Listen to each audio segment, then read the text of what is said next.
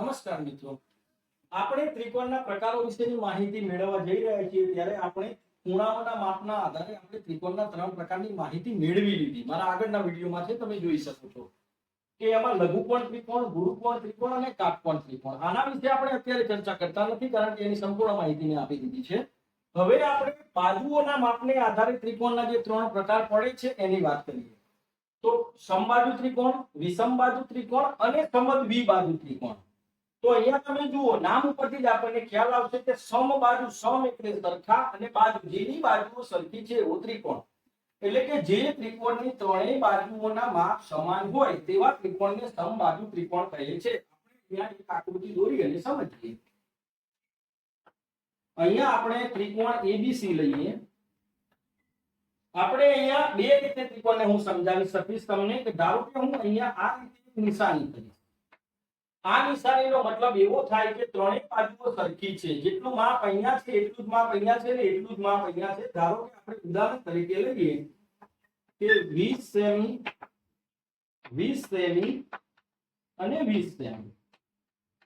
એટલે કે બાજુ AB નું માપ બરાબર બાજુ BC નું માપ બરાબર બાજુ CA નું માપ. તો આને આપણે દર્શાવવું હોય તો આ રીતે દર્શાવી શકીએ કે AB બરાબર BC બરાબર C. આવી રીતે કોઈ તમને ફોર્મ્યુલા આપે અને આપણને કે આ કેવો ત્રિકોણ હશે તો આ ત્રિકોણ છે એ સમબાજુ ત્રિકોણ છે. હવે આપણે વાત કરીએ વિષમબાજુ ત્રિકોણ. આનાથી સાવ ઊંધું, એટલે કે જે ત્રિકોણની ત્રણેય બાજુઓના માપ અસમાન એટલે કે અલગ અલગ હોય તો એવા ત્રિકોણને વિષમબાજુ કહે છે. આપણે આકૃતિ દોરી અને સમજીએ. તો અહીંયા આપણે એક ત્રિકોણ લઈ લઈએ PQR. આ ત્રિકોણમાં જુઓ, તમને દર્શાવવાની રીતમાં અહીંયા એક લીટો કરું, અહીંયા બે કરું અને અહીંયા ત્રણ કરું. એનો મતલબ એવો થાય કે અહીંયા ત્રણેય બાજુઓના માપ અલગ અલગ છે. એટલે કે માની લો કે અહીંયા કોઈ બાજુનું માપ 4 સેમી છે, અહીંયા કોઈ બાજુનું માપ 10 સેમી છે અને અહીંયા કોઈ બાજુનું માપ 8 સેમી છે. એટલે કે ત્રણેય માપ અલગ અલગ છે. તો આ ત્રિકોણને આપણે વિષમબાજુ ત્રિકોણ કહીશું અને એને દર્શાવવું હોય તો આ રીતે આપણે દર્શાવીએ કે PQ does not equal to એટલે કે બરાબર નથી QR does not equal to RP. આ જોઈને આપણને ખ્યાલ આવે કે આપેલ ત્રિકોણ છે તે વિષમબાજુ ત્રિકોણ છે. હવે ત્રીજો ત્રિકોણ સમદ્વિબાજુ. એનું નામ જુઓ તમે, સમ એટલે સરખા, દ્વિ એટલે બે અને બાજુ એટલે બાજુ. તો જેની બે બાજુ સરખી છે તેવો ત્રિકોણ. એટલે જે ત્રિકોણની કોઈ પણ બે બાજુઓના માપ સમાન હોય તેવા ત્રિકોણને સમદ્વિબાજુ ત્રિકોણ કહે છે. અને એવા ત્રિકોણની આપણે આકૃતિ દોરીએ તો આપણે જુઓ આ રીતે આકૃતિ આપણે દોરીશું અને આપણે એનું નામ આપશું ત્રિકોણ LMN. અને અહીંયા હું જે એક ક્રિયા કરી, હવે તમે સમજી ગયા હશો આના ઉપરથી કે અહીંયા અને એક લીટો અહીંયા કરીશ.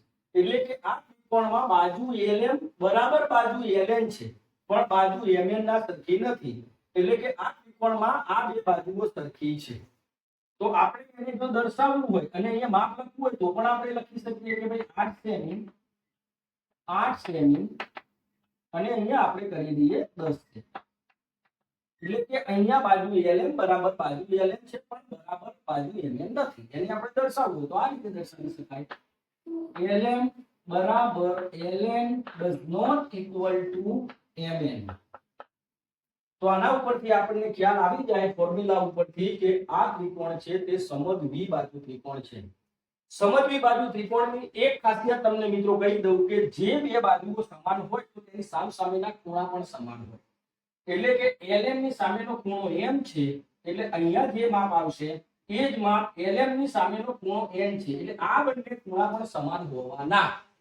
આ તમારે ધોરણ 9 ની અંદર આવશે પ્રમેય 7.1 અને 7.2 અને 7.3 માટે. એવી જ રીતે બે ખૂણા સમાન હોય તો તેની સામસામેની બાજુઓ પણ સમાન હોય છે. પણ અત્યારે તો આપણે માત્ર ત્રિકોણની પાયાની માહિતી મેળવીએ છીએ એટલે હું તમને એટલું ડીપમાં નથી કહેતો. આગળના મારા વિડીયોમાં જ્યારે એવા દાખલા આવશે ત્યારે હું તમને એ સમજાવીશ. તો આશા રાખું છું મિત્રો કે આપને ત્રિકોણના ખૂણાઓના આધારે પ્રકારો અને બાજુઓના આધારે પ્રકારોની માહિતી ખબર પડી ગઈ હશે. આ માહિતી એટલા માટે તમને આપવામાં આવે છે કે જ્યારે ત્રિકોણના દાખલા ગણવામાં આવે છે ત્યારે આપણને ત્રિકોણનું પર્ટિક્યુલર ક્યારેક નામ આપવામાં આવે છે. લઘુકોણ ત્રિકોણ છે, ગુરુકોણ ત્રિકોણ છે, કાટકોણ ત્રિકોણ છે, સમબાજુ છે, વિષમ બાજુ છે કે સમદ્વિ બાજુ છે. ત્યારે તેના અમુક નિયમો આપણને ખબર હોય તો જ આપણે એના ખૂણાઓના માપ સારી રીતે શોધી શકીએ અને ભૂમિતિને આપણે સારી રીતે સમજી શકીએ. આશા રાખું છું કે આપને ખ્યાલ આવી ગયો હશે. ધન્યવાદ.